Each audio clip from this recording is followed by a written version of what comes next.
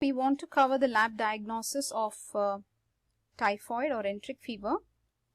We have looked at the clinical manifestations.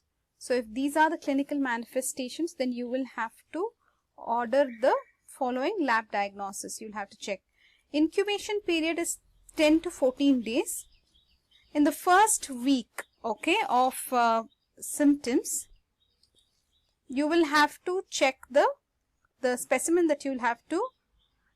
Basically, you will collect all the specimens. The blood culture you will show 90% positivity in first week. So you don't know which week it is in, but however you will collect all the samples, and in the first week blood culture will be 90% positive.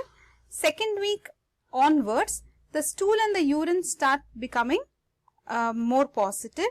You can also collect serum to do Widal. Widal will be positive 80 to 100% in second to third week. Just note that blood is culture here. Here it is for Widal test. You're collecting blood for Widal test. Fourth week onwards, again stool and urine culture only will continue. Okay. Now for carriers, you will have to check serum for antibodies of VI antigen, because we have told you, right, VI antigen will show carrier. If VI antigen persists after the convalescent stage, then it will be a carrier. Stool and urine you can check.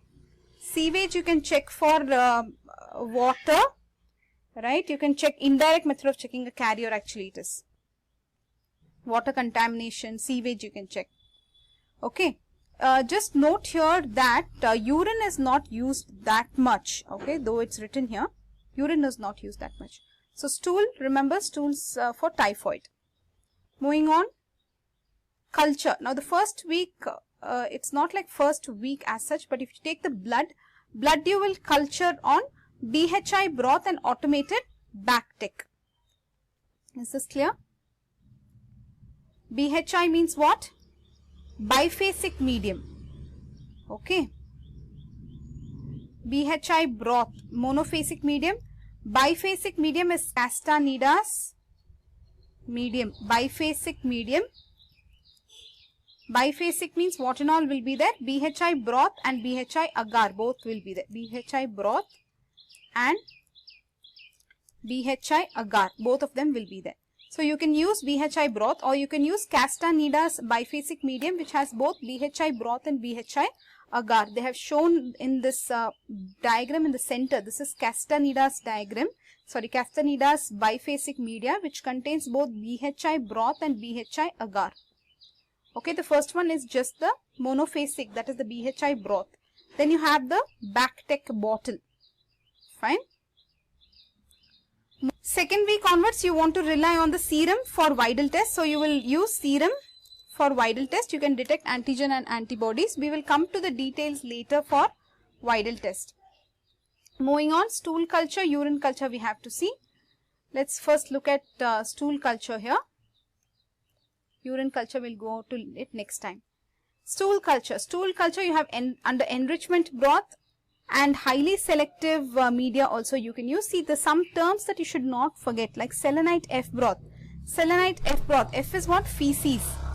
Then you have tetrathionate broth, TTB. These are enrichment media. That means they are liquid. Okay. Now coming to selective, low selective, you have McConkey. Highly selective, you have DCA, that is deoxycholate citrate agar. XLD, that is xylose lysine deoxycholate.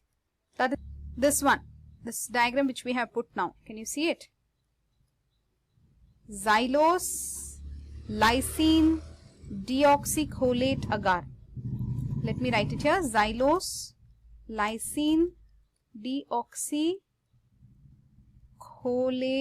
Can you move up please? Cholate agar. XLD. This is for typhoid. Don't forget. Okay. Then you have DCA, that is deoxycholate agar. Deoxycholate agar. Citrate. Deoxycholate citrate agar. The C is for citrate. Okay. Deoxycholate citrate agar. Now remember XLD typhoid. We have written it here so that you don't forget. XLD typhoid. Okay. Like xylose lysine deoxycholate agar. Okay. Then you have Wilson Blair's bismuth sulfate media. This also is important. Wilson-Blair media is important. Here you can see the jet black colonies. Can you see? Okay. So, in this what we have covered, stool culture. So, you'll put the stools on this XLD media, DCA media, Wilson-Blair media. You'll put what? Stools. Selenite F broth also you'll put stools. Tetrathionate broth also you'll put stools. You should be able to see the growth because there'll be normal flora, right? That's why you need specific media. Because in feces there will be normal. So let me write here. See, stools will have normal flora also. Hence you will need to provide in selective media, highly selective media you'll have to provide. Okay. Let's see if you can remember all these. Can you tell me the enrichment broth? Selenite F broth, tetrathionate broth, TTB. Very good. Selenite F broth, tetrathionate broth, TTB. Those are enrichment broth for typhoid. Then can you tell me the highly selective media for typhoid? DCA, deoxycholate citrate agar. XLD agar, xylose-lysine deoxycholate agar. Wilson-Blair's bismuth sulfate medium. Very good. So those were the highly selective media. Okay. Now let us move on to urine culture. Urine culture, it's not done much.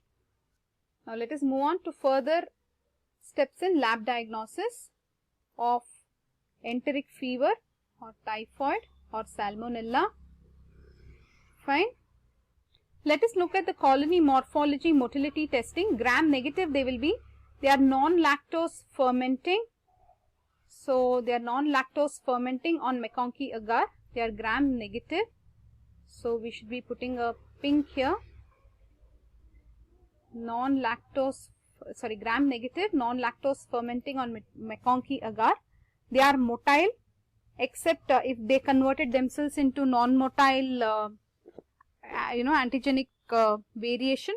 Otherwise they will be motile, and some strains are there which are not motile also, right? See, biochemical identification is really hard to remember. Okay. So as of now I will just tell you, we already know it is non-lactose fermenting, and typhi does not produce gas, but paratyphis they produce gas. Okay. So Salmonella typhi ferments glucose and mannitol with production of acid only. It does not produce gas. Typhi does not produce gas. Paratyphis produce gas. Okay. Further on we still have to cover a lot. We have to cover slide agglutination test to confirm serotype. And we have to do Widal test. This is extremely important. Then you have antigen detection by ELISA, CIEP. Then you have molecular methods like PCR,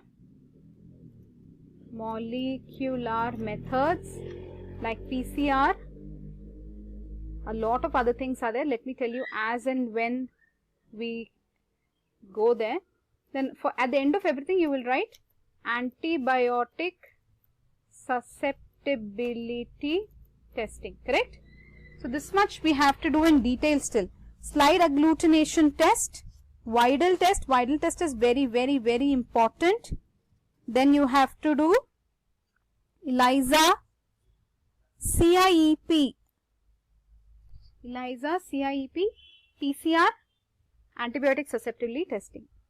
CIEP is counter immunoelectrophoresis. Okay. Let us cover slide agglutination test and Widal test in the next video. These two are important, especially Widal test. This is very, very, very, very important. Okay.